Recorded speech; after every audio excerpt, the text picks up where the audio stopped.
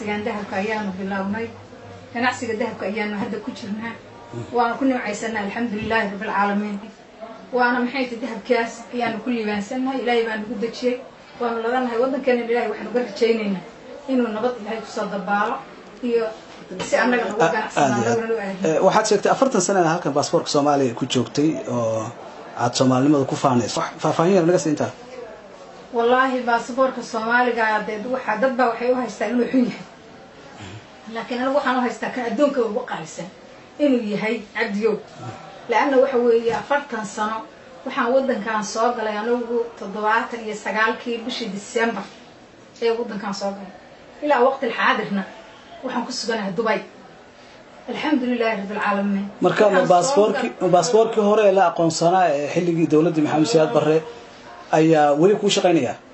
maya kaas hadda ma shaqeeyo laakiin ka madaba dheer la dhigi jiray kaasan wada ku soo galay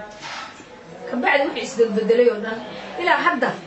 waa baasaboor Soomaali waxaan ku joognaa nooc kasta ha noqdo waxyaabo badan soo marin inta hal kala bedelo yani ilaa maalintan soo galay ilaa waqtiga waan hayaa yani waraaqdi aan ku soo galay fiisi aan ku soo galay wadanka baasaboorka aan ku soo galay ilaa kan hadda maanta yani Soomaalidan kala samaysay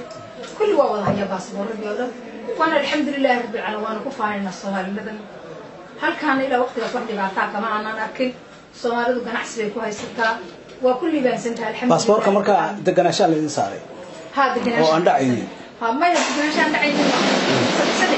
والدين عثمان السمر قلبه سنها 6 سنه لو عثمان السي الحمد لله رب العالمين عيالنا waa ku shaqaystaan way ku barteen wadankay ku koreen الحمد لله رب العالمين aad baad mahadsantahay cabdi askari TV maxaad rajaynaysaa أنا رجعني إن شاء الله شقوة نفسه هي برواقية بس إنه الصومالي ضمحين هي تهري الشغالة ساعده وضبحين كجيو